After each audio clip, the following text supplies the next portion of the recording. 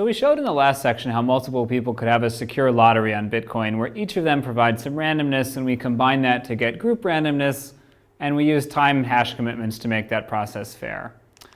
In this section, we're going to talk about using Bitcoin to generate public randomness. So the same situation, we want to do a lottery, but now maybe we have so many participants that it's impossible to have everybody send randomness in. Maybe that's not the most convincing protocol to the public, or maybe it's just something that people aren't aware of yet. So what do I mean by a public randomness protocol? I'll go through a couple of examples to show how this is done in practice, because this is already used for a large number of applications. So one example that happens every spring is the NBA draft lottery. So all 30 teams in the NBA get together and they randomly choose, with some weighting based on how the teams did in the previous season, who's going to have the rights to draft the top amateur player in the country. So this was first done in 1985, and it was a little bit of controversy then because the New York Knicks won in the first year and they were able to select Patrick Ewing, who was a very highly touted prospect. And almost immediately after that happened, people alleged that there was a conspiracy and that this process was rigged so that the Knicks, who happened to play in New York, which is a large media market, were able to select the best player. So if you go online, you can find all manner of conspiracy theories for how the NBA rigged this process, such as the famous bent corner theory, which says that they pulled an envelope that had a bent corner out of the bowl of envelopes with different team names in them. And even today, they do this lottery every year, and there are a whole bunch of conspiracy theories that come out immediately every time they do it, alleging that the process wasn't fair, it wasn't truly a random draw. A more serious example comes from 1969, when there was a conscription lottery in the United States to determine which young men were going to be forced to join the armed services, most of whom were sent to Vietnam. So this was a somewhat similar protocol. Several congressional representatives carried this out. They dumped small capsules with every day of the year into a large plastic drum that you can see there. And then they took turns reaching their hand in to pull the numbers out. And participants in the draft were given a priority number, which determined how likely it was that they were going to be forced to join the military based on what day of the year their birthday fell on. So this is the first time that this was done in 1969 on a national scale. And the goal was to make this process more fair and to demonstrate that this was a random process. But unfortunately, they botched it. So the statisticians looked at the results of this within a week after the lottery happened, and they noticed a funny pattern that was, while it's somewhat subtle, it was very unlikely to have happened due to chance.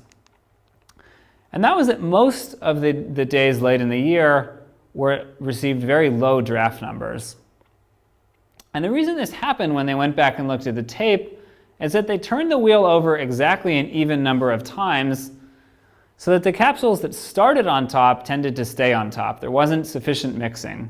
So while there was some mixing and it was somewhat random, it didn't turn out to be a truly random draw. So both of those examples show that it's very hard to do public randomness and convince the public that you've actually done a good job. There's both the risk that the public will not believe you and the risk that you'll actually screw it up in the process of trying to do this physical display of randomness. So for a long time, people have wondered, could we do better cryptographically? Could we have a service that we call a cryptographic beacon? And the idea is that this beacon, much like traditionally a beacon is like a lighthouse that sweeps out light at regular intervals, this cryptographic beacon will emit new random data at a regular rate. And the goal is that it will emit uniform randomness that nobody can predict in advance. So everybody agrees that there's no way to predict what values the beacon is going to output next. And yet every party can see the same values and agree on them. So if this perfect cryptographic beacon existed, the NBA draft lottery or the Vietnam conscription lottery, if you wanted to do a process like that, or even if you just wanted to play bingo at your local social club, you wouldn't need to use a large wheel or any physical display of randomness. If everybody trusted the beacon, you would save a lot of effort from having to have these small physical displays of randomness. There's a whole bunch of applications besides just lotteries. So various applications of auditing and voting systems, doing zero-knowledge proofs, cut-and-choose protocols throughout the security literature There are a lot of examples of things that can be done much more simply and efficiently if you had a perfect cryptographic beacon that satisfied all of these nice properties. So unfortunately, we haven't found a perfect solution for this yet. Like I said, the public display of randomness, so using a wheel, flipping coins, rolling dice, spinning a dreidel, what have you, that has been a solution that's been very popular throughout history because it's cheap and easy and everybody can see it and understand it. But this really doesn't scale to remote scenarios very well because it's very hard for people to audit, even if they just see a video, that you haven't been a magician. You haven't done some kind of sleight of hand where you swapped out the dice for weighted dice, or you somehow rigged the process. So it's very hard to establish trust remotely in any kind of physical process, which is basically the problem that the NBA has had for years trying to convince fans that they're doing a fair process. And they've switched to a bunch of different technologies. They've done both the envelopes and ping pong balls bouncing around with fans. And people can always come up with some outlandish scenario where there's somehow cheating and there's more to it than you can see on the video. So for the purposes of this lecture, I think we can rule out a public display of randomness as something that we could ever have a high level of trust in. So the National Institute of Standards and Technology, NIST, has started in the last few years to run their own beacon.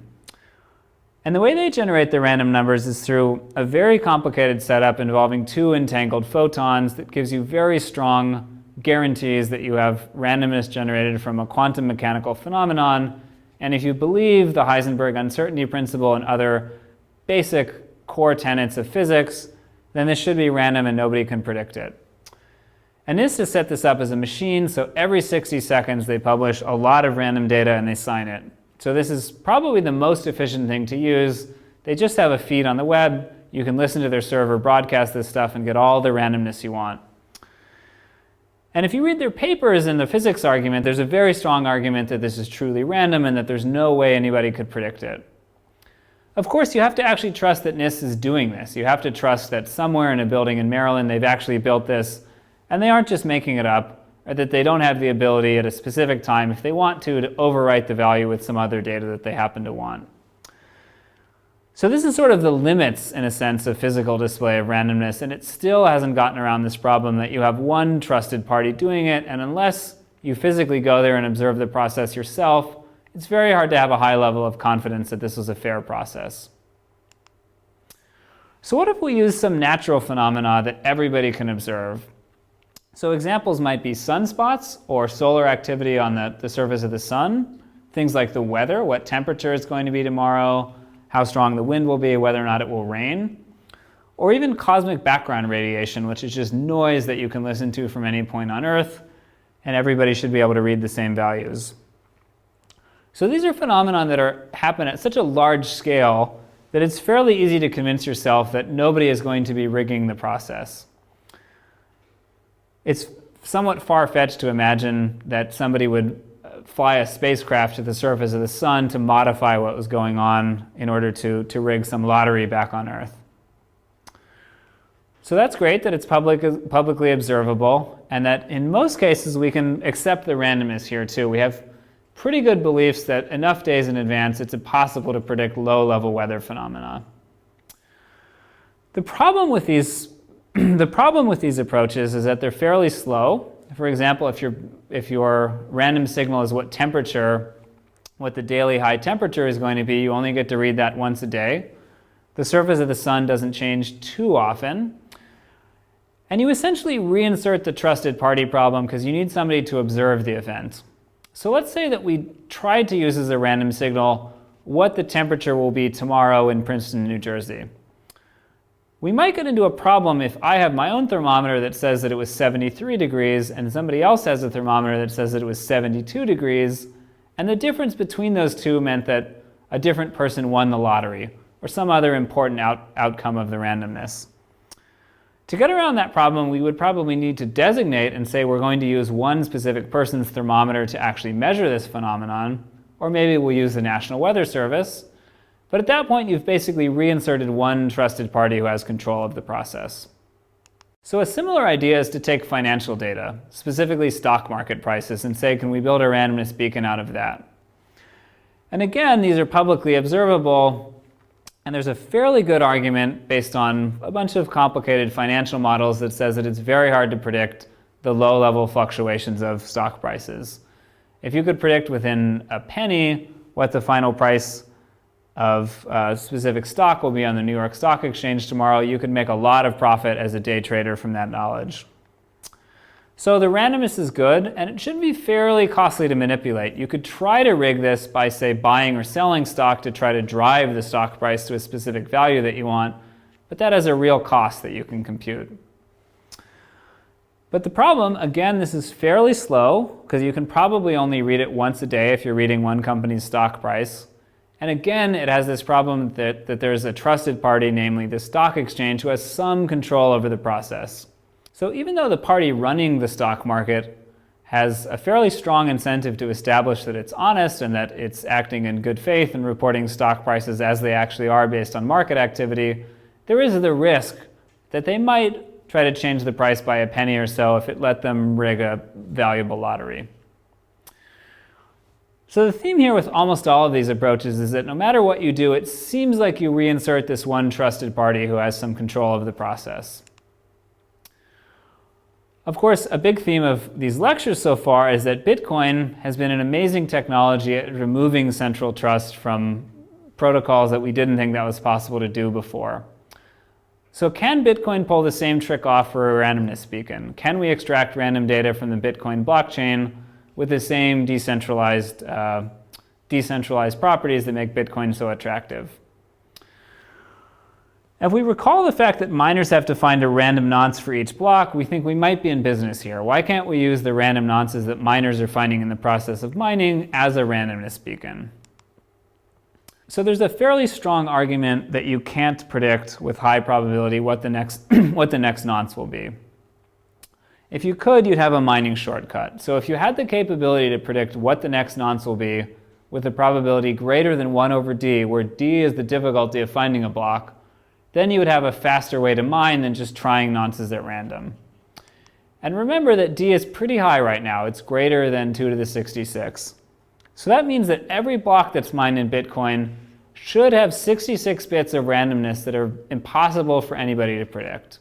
At least if Bitcoin is secure, there should be no way for any of the miners or anybody else to predict what those random bits will be. So once we realize that, it's fairly simple to turn the blockchain with minimal modifications into a randomness beacon. We simply take every block in the chain, take the entire value of the block header, and run it through an extractor function.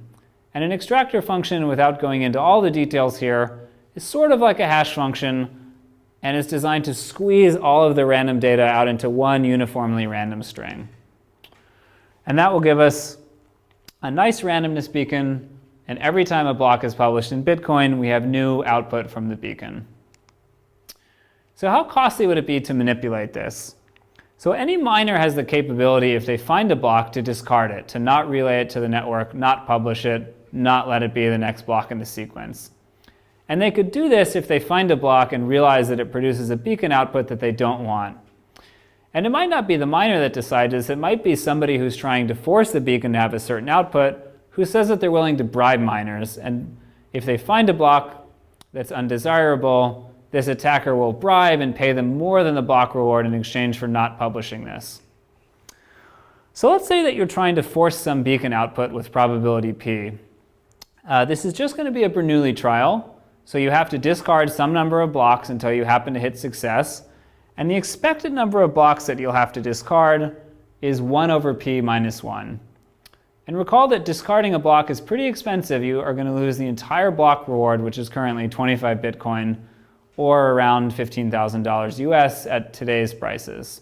So what's the practical cost of manipulation? So say that you're doing a single coin flip. Like I said, the expected number of blocks that you are going to lose the reward for is 1 over p minus 1. And with a single coin flip, p is just a half. So you'll get that you have to discard about 1 block on average and eat that whole 25 Bitcoin cost. And if you have an n-party lottery where it's fair between all n parties, it's going to be 25 times n minus 1 Bitcoins. So this process will be secure as long as the amount that you're betting is less than that cost of manipulation. So essentially, if two people want to have an even odds bet, and they want to use Bitcoin as the source of randomness, this is going to be secure as long as they've wagered less than 25 Bitcoins, or again, about $15,000.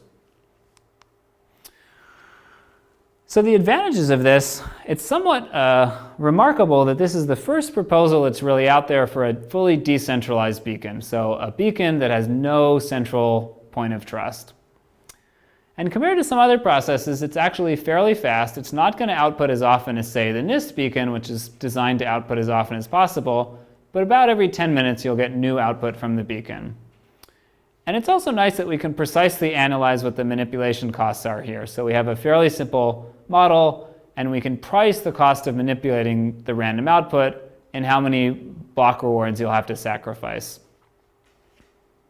So the downside of using Bitcoin as a beacon compared to some of the alternatives is that the timing is a little bit imprecise. So suppose we want to read the value of the beacon tomorrow at noon. We don't know exactly which block is going to be published tomorrow at noon, because blocks are just published whenever they're found, not at any specific schedule. So we'd have to guess, based on the distribution and the average times, what block index will be published around noon tomorrow, but that will give us quite a bit of variance. And we'll also have to delay when we accept the result of the beacon based on the risk of a fork. So just like with anything else in Bitcoin, we'll probably want to have that roughly 6-block confirmation time before we accept that this really is the final beacon output. And the cost of manipulating this beacon may be too low for some applications that we care about. So if we're actually running the NBA draft and there are millions of dollars at stake, it may suddenly look worthwhile for one of the teams to start paying Bitcoin miners to manipulate this process. So it's an open question if we can extend the security of this construction to make it secure in a case like that, even when we have millions of dollars on the line. So one more really cool idea for what we could do with a beacon built off of Bitcoin. What if we extended the Bitcoin scripting language so that there was a special opcode to call the beacon? So currently there's no way to have any randomness in a Bitcoin script. And that's by design because the miners have to be able to verify this and they want to all be able to verify it and get the same thing. But if we use the beacon, the public source of verifiable randomness, then you could use the beacon to insert randomness into scripts in such a way that any miner could run, and they would run the script in the same way. So what could we do with that? Well, if we had one opcode that would make a random decision based on, say, the beacon output of the block before, we could replace that entire complicated lottery protocol with one script that just read the beacon once, and based on the results of the beacon, assigned the output to one of 3 keys, or n keys, however many players we are, and you'd be done. It wouldn't be a multi-round protocol, we wouldn't need bonds, we wouldn't need timed hash commitments, we could just use the beacon. So this is a somewhat out there idea, but there are a lot of cool applications for what we could do with this.